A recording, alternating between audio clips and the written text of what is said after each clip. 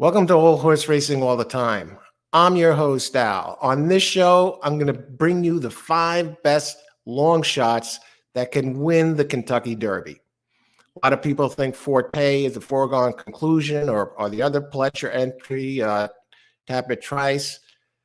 Guess what? Both of those are vulnerable and ripe for the taking in this relatively evenly balanced field for the top contenders. And others have drawn inside of these, and I'm going to give you 5 of these right now. And I'm going to be using them in the Kentucky Oaks and Derby double.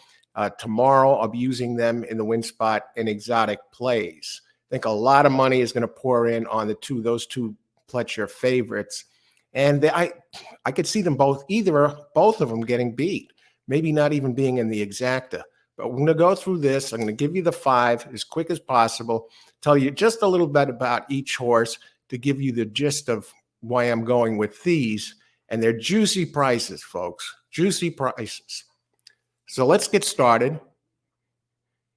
Just going to go down the list. There's 5 of them. Number 2 is the first one. Go in numerical order, Verifying. Now, Verifying opens at 15-1 and trained by none other than Brad Cox, who is 28% this year. But it's not just Brad Cox and Gaffleone. Gaffleone is tremendous. Now, Verifying draws the 2-hole, and he has big early speed. He could flash some speed. So at least he's not on the rail. He should get out there, not only save ground, but he could be part of the early pace. And his last numbers, he ran a 102 Brisnet over at Keeneland. By the Sheets numbers, it comes off a much faster race than it looked as well. And you're getting a juicy price on Verifying. Number 2 opens at 15-1. Brad Cox, are you kidding me? Hopefully we get a price. This is a must use at this price. Now, the other one we're going to go down to, the second of 5, is number 6, King's Barnes. Todd, that's the third Pletcher entry, ridden by Jose Ortiz. Now, a lot of people are just throwing this one out because it's didn't run as a 2-year-old, but it's undefeated in 3 tries. And you look back at the Louisiana Derby G2 event, this one covered in only his 3rd start, 1 3/16 miles, had a good closing kick, ridden out, got it done, wins that race by 3.5. Race before that by over 7 lengths, and almost nearly 2 lengths in his first try. So this one's undefeated. No running as a 2-year-old, no problem. I definitely see this as a win contender, and he has situational speed. He can blaze early or close late and stick around. And either way, the connections are very strong on this one, King's Barnes. They wouldn't be entering it if they didn't believe it had opportunity. And Jose Ortiz is going to be up. Who knows? This one might be the next Justify. It's moving forward. Another one with good, strong sheet numbers. He's moving forward, and he could be a monster. So definitely got to use him, and opens at 12-1. So the third one I'm going to look at, believe it or not, is another 2-year-old, one that didn't run as a 2-year-old, number 8, Maj. Opens 15-1.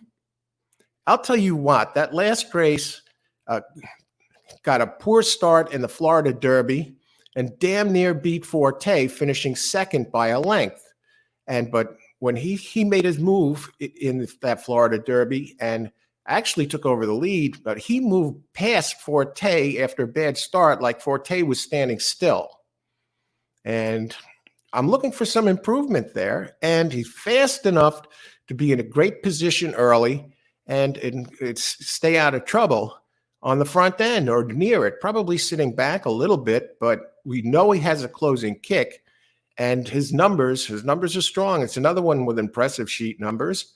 And Brisnet, Brisnet figures 99, 95, 101, 15-1. Delgado, the trainer, okay, 12% train. Castellano is up. He knows how to win these big races.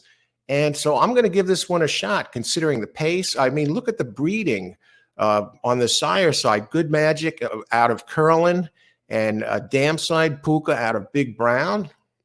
Tremendous, tremendous lineage, and a big price.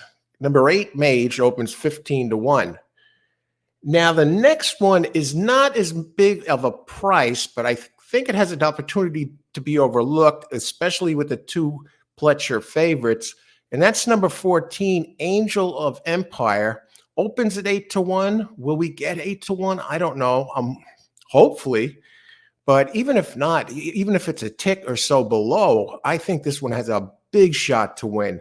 This one has been running, getting better and better and better. A big jump from the 2-year-old campaign. Comes off 2 straight victories, including the last race with Flavian Pratt on top, who is just on fire, knows how to win here. Is a 21% jock for the year so far.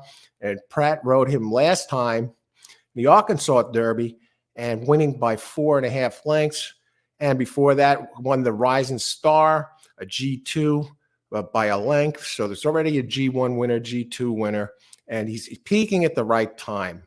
And this one can show a little bit of speed. I know it's known primarily as a closer, but if you look at the race at the Rising Star, it stayed close to a reasonably quicker pace. So I believe this one, Pratt's going to give this one a good ride by the numbers, sheets, and Brisnet buyers moving in the right direction. Might look a little light in the numbers, but the races are faster than it looked because it ran 4 wide, 5 wide. So you could throw those numbers up a few ticks there. The races were actually, considering ground covered, faster than they looked. And I think Pratt is the guy that could straighten this one out and give him a good ride here. So number 14, that's the 4th one, Angel of Empire. And that's another Brad Cox horse who does nothing but win.